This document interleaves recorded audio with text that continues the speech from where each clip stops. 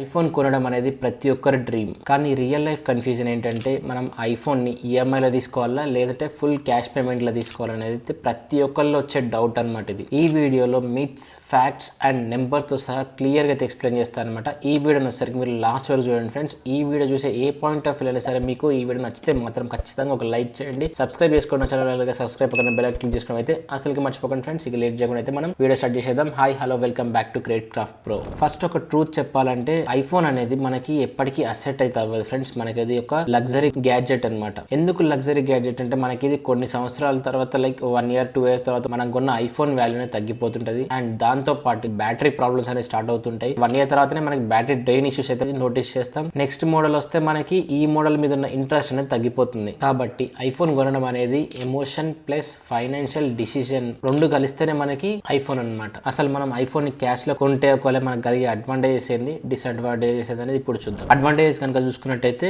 Cash లో కొనడం అనేది సింపుల్ గా చెప్పాలంటే మనకి నో టెన్షన్ లైఫ్. అసలు మనకి ఎటువంటి ఈఎంఐ టెన్షన్స్ ఉండదు, మంత్లీ కమిట్మెంట్స్ ఉండవు, ఇంట్రెస్ట్ బాధ ఉండదు. లాస్ట్ వచ్చేసరికి మనకైతే మెంటల్ పీస్ అయితే మనకి ఖచ్చితంగా ఉంటుంది అనమాట. ఫుల్ క్యాష్ లో కొనుక్కుంటే ఈఎంఐలో కొనుక్కుంటే మాత్రం మీరు ఎన్ని మంత్స్ అయితే ఈఎంఐ కట్టుకుంటూ వెళ్తారో అన్ని మంత్స్ వచ్చేసరికి అయితే మీకు ఒక టెన్షన్ అయితే ఖచ్చితంగా క్రియేట్ అవుతుంది. డిసడ్వాంటేజెస్ కనుక చూసుకున్నట్టయితే మన బ్యాంక్ బ్యాలెన్స్ అనేది సడన్ గా డ్రాప్ అయిపోతుంది. కానీ ప్రాబ్లం ఏంటంటే మన బ్యాంక్ అకౌంట్ నుంచి 80,000 నుంచి 1,20,000 సడన్ గా డ్రాప్ అయిపోయింది అనుకోండి, మీకు ఎమర్జెన్సీకి ఫండ్ ఉంటుందా? అది మెడికల్ ఎమర్జెన్సీ కానివ్వండి, వేరే ఇతర ఏదైనా ఎమర్జెన్సీస్ కానివ్వండి, సో దానికైతే మీ దగ్గర ఫండ్ ఉంటుందా? అదైతే మీరు ఖచ్చితంగా చూసుకోవాల్సి ఉంటుంది. మీ దగ్గర ఎమర్జెన్సీ ఫండ్ లేదనుకోండి, అప్పుడు మీ దగ్గర ఐఫోన్ ఉండి ఏం లాభం? అప్పుడు మీ దగ్గర ఐఫోన్ ఉంటుంది కానీ క్యాష్ ఉండదు.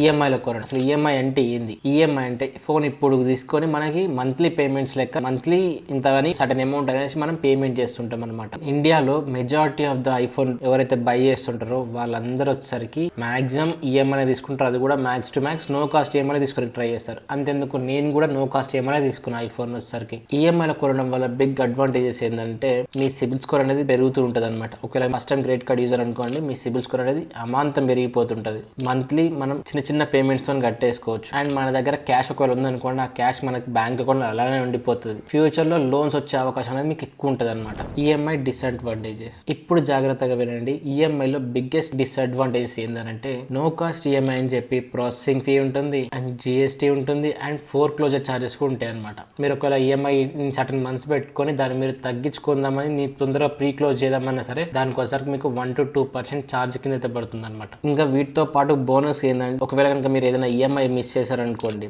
దానికి లేట్ పేమెంట్ ఫీజు పడుతుంది, దాంతో పాటు దానికి ఇంట్రెస్ట్ కూడా పడుతుంది, సిబిల్ స్కోర్ మళ్ళీ డౌన్ అయిపోతుంది. ఈఎంఐ అనేది ఎప్పటికీ మనకి టాయ్ లెక్క కనిపించినా అదైతే టాయ్ కాదు ఫ్రెండ్స్, మనకి అదొక discipline test. EMI versus cash.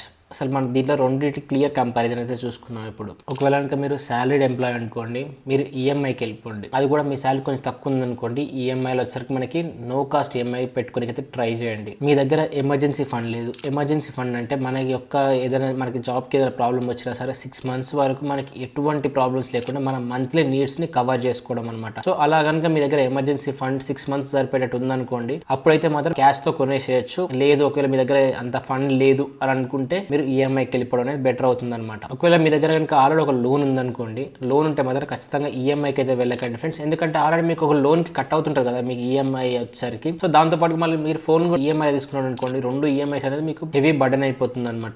ఇప్పుడు మీరు కనుక ఫస్ట్ టైం క్రెడిట్ కార్డ్ తీసుకున్నారు అనుకోండి, అప్పుడు ఖచ్చితంగా మీరు ఈఎంఐకి వెళ్ళండి. ఎందుకంటే మీకు నో కాస్ట్ ఈఎంఐ ఎక్కువ ఆఫర్స్ అయితే ఉంటాయి. దాంతో పాటుగా మీకు ఏంటంటే మీ సిబిల్ స్కోర్ ఇంప్రూవ్ అయితే ఛాన్స్ అయితే ఎక్కువ ఉంటుంది అనమాట. ఒకవేళ కనుక మీరు బిజినెస్ చేస్తున్నారు అనుకోండి, మీరు క్యాష్ రూపంలో కొనికి ట్రై చేయండి. ఎందుకంటే మీకు క్రెడిట్ కార్డ్ వచ్చే అవకాశం అనేది చాలా తక్కువ ఉంటుంది. ఒకవేళ కనుక మీ జాబ్ అన్స్టేబుల్ అనుకోండి, అప్పుడు మీరు క్యాష్ తో వెళ్ళకండి అండ్ ఈఎంఐ తో కూడా వెళ్ళకండి. మీరు ఐఫోన్ కొనకపోవడం బెటర్ అని నా ఒపీనియన్. మీ ఒపీనియన్ ఏంటనేది నాకు కింద కామెంట్ సెక్షన్ లో కామెంట్ చేయండి. డిసిషన్ అనేది ఫోన్ బట్టి కాదు, మీ ఇన్కమ్ స్టెబిలిటీని బట్టి తీసుకోండి ఫోన్ కొనాలా వద్దా అని. మనకి గోల్డెన్ ఫార్ములా ఉంటుంది ఒకటి, ఈ సింపుల్ రూల్ అయితే ఖచ్చితంగా ఫాలో అవ్వండి. ఐఫోన్ ప్రైస్ అనేది మీ 2 months శాలరీ కన్నా ఎక్కువ ఉందనుకోండి, అప్పుడు మీరు ఈఎంఐలో తీసుకోవడం అనేది మీకు బెటర్ అవుతుంది అనమాట. ఎమర్జెన్సీ ఫండ్ ఫండ్ కనుక మీ దగ్గర 6 months లేదనుకోండి, మీ హోల్ ఫ్యామిలీ ఉంటే హోల్ ఫ్యామిలీకి సరిపడేట్టుగా మీ ఎమర్జెన్సీ ఫండ్ కనుక మీరు మెయింటైన్ చేసుకున్నారు అనుకోండి, అప్పుడు మీరు ఒకవేళ దాని పైన మీకు ఒకవేళ క్యాష్ ఉంటే మీరు క్యాష్కి వెళ్ళిపోండి. ఒకవేళ మీ దగ్గర ఎమర్జెన్సీ ఫండ్ లేదనుకోండి, ఫస్ట్ ఎమర్జెన్సీ ఫండ్ రెడీ చేసుకొని ట్రై చేయండి. ఆ ఎమర్జెన్సీ ఫండ్ అనేది మీకు క్రియేట్ అయిన తర్వాత అప్పుడు మీరు క్యాష్ కానీ ఈఎంఐకి కానీ వెళ్ళిపోవచ్చు అనమాట.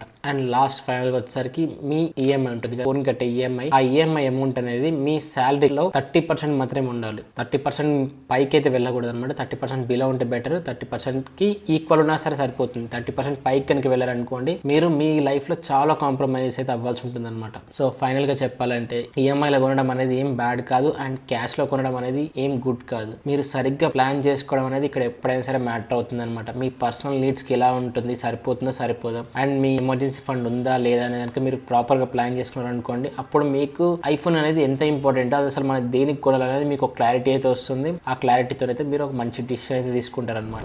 ఐఫోన్ కొనడం అనేది స్మార్ట్ డిసిషన్ అవ్వాలి అంటే మీరు మీ ఫ్యూచర్ని సాక్రిఫైస్ చేయకూడదు. అది ఎటువంటి విషయంలో అయినా సరే, అది మీరు ఒక ఫుడ్ తినడం అయినా సరే, మీరు ఒక ట్రిప్కి వెళ్ళడం అయినా సరే, ఇవి మీ పర్సనల్ లైఫ్ని అండ్ మీ ఎమర్జెన్సీ సిచ్యువేషన్స్ని దేన్నైనా సరే ఈ ఐఫోన్ ఈఎంఐ అనేది ఇంపాక్ట్ చేయకూడదు. అండ్ మీ ఐఫోన్ పెట్టే మనీ కూడా మీకు లైఫ్లో ఎప్పుడు ఇంపాక్ట్ చేయకూడదు అనమాట. సో అలా కనుక మీకు క్లారిటీ ఉందనుకోండి, అప్పుడు మీరు ఐఫోన్ అనేది క్యాష్లో తీసుకున్న బెటర్ అవుతుంది అండ్ ఈఎంఐలో తీసుకున్న బెటర్ అవుతుంది. ఈఎంఐలో తీసుకోవాలంటే మాత్రం మోస్ట్లీ మీరు క్రెడిట్ కార్డ్ యూస్ చేసుకొని నో కాస్ట్ ఈఎంఐలో తీసుకునే ట్రై చేయండి. ఎందుకంటే మీకు కొంచెం బెనిఫిట్స్ ఉంటుంది అండ్ డిస్కౌంట్స్ ఉంటుంది. ఒక్కోసారి మనకి ఈఎంఐ కంటే క్రెడిట్ కార్డ్తో ఫుల్ క్యాష్ పేమెంట్ చేసినా సరే మనకి డిస్కౌంట్స్ అని చూపిస్తుంటారు. కానీ ఆ డిసిషన్ కూడా అనేది మీరు తీసుకోవాల్సి ఉంటుంది అనమాట. ఒకవేళ నేను ఫుల్ పేమెంట్ చేసి నేను నెక్స్ట్ మంత్కి ఆ క్రెడిట్ కార్డ్ పేమెంట్ మొత్తం కట్టగలుగుతానా లేదా, ఎందుకంటే ఇప్పుడు మీరు కొంచెం డిస్కౌంట్ కోసం ఆలోచించినా సరే, మీరు ఒకవేళ లేట్ పేమెంట్ చేసినా సరే, మీకు ఆ మనీ సెట్ అవ్వకపోయినా సరే మీకు ఇంట్రెస్ట్ రేట్ అనేది చాలా ఎక్కువ పడుతుంటుంది అనమాట. మీ ఫండ్ కి తగ్గట్టుగా, మీ దగ్గర ఉన్న నీడ్స్ కి తగ్గట్టుగా అయితే మీరు ఐఫోన్ అయితే చూస్ చేసుకోండి. ఫైనల్ గా మీ చాయిస్ ఏంది, మీరు ఈఎంఐలో తీసుకుందాం అనుకుంటున్నారా, ఒకవేళ క్యాష్ లో తీసుకుందాం అనుకుంటున్నారా అనేది నాకు కింద ఖచ్చితంగా కామెంట్ సెక్షన్ లో కామెంట్ చేయండి. అండ్ ఒకవేళ మీరు ఎవరైనా ఈఎంఐలో తీసుకొని ఉంటే మీ ఎక్స్పీరియన్సెస్ ఏందనేది అయితే నాకు కింద కామెంట్ సెక్షన్ లో కామెంట్ చేశారనుకోండి, మన వ్యూవర్స్ కూడా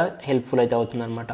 సో నా గురించి కనుక చూసుకున్నట్టయితే నేను ఐఫోన్ అనేది ఈఎంఐలో తీసుకున్నాను అనమాట. సో నా కెరియర్ స్టార్టింగ్ లో నా జాబ్ వచ్చిన కొత్తలో అయితే తీసుకున్నా. అప్పుడు నాకు వీడియో రికార్డ్ చేసానికి ఎటువంటి ఫోన్స్ కానీ ఎటువంటి కెమెరాస్ కానీ ఏమి లేవు. సో అందుకే నేను ఐఫోన్ కి అయితే వెళ్ళిపోయాను అనమాట. వీడియో రికార్డ్ చేసుకుంటే అయితే చాలా బాగుంటుంది అనేసి. అండ్ నేను నా ఫస్ట్ వీడియో రికార్డ్ చేసిన కూడా నా ఐఫోన్ అన్బాక్సింగ్ గురించి. సో అలా నేనైతే ఐఫోన్ కూడా స్టార్ట్ చేశాను అనమాట. దాని తర్వాత నేను మెల్లిమెల్లిగా అప్గ్రేడ్స్ వచ్చేసరికి నేను జాబ్ చేసుకుంటూ మళ్ళీ ఈఎంఐ తీసుకోవడం జరిగింది అనమాట. సో మీ డిసిషన్ అనేది కూడా నాకు కింద కామెంట్ సెక్షన్ లో కామెంట్ చేయండి. మీరు ఎలా తీసుకుందాం అనుకుంటారు, ఒకవేళ తీసుకుని ఉంటే మీరు ఎలా తీసుకున్నారు, మీ దాని తర్వాత ఐఫోన్ తీసుకున్న తర్వాత మీరు ఫేస్ చేసిన సిచ్యువేషన్స్ ఏంటనేది నాకు కింద కామెంట్ సెక్షన్ లో కామెంట్ చేశారనుకోండి, నేనైతే ప్రతి ఒక్కరికైతే రిప్లై ఇస్తాను ఫ్రెండ్స్. అండ్ దాంతో పాటుగా మనం కొందరికైనా సరే హెల్ప్ఫుల్ అవుతాం అనమాట. ఇది ఫ్రెండ్స్ ఫైనల్ గా వచ్చేసరికి ఈ వీడియో కనుక మీకు యూస్ఫుల్ అనిపిస్తే మాత్రం ఖచ్చితంగా ఒక లైక్ చేయండి, సబ్స్క్రైబ్ చేసుకోండి ఛానల్. అలాగే సబ్స్క్రైబ్ పక్కన బెల్ క్లిక్ చేసుకోవడం అయితే అసలుకి మర్చిపోకండి ఫ్రెండ్స్. ఒకవేళ ఈ వీడియో మీకు నచ్చలేదు అనుకోండి, ఎందుకు నచ్చలేదు కింద కామెంట్ సెక్షన్ లో కామెంట్ చేయండి.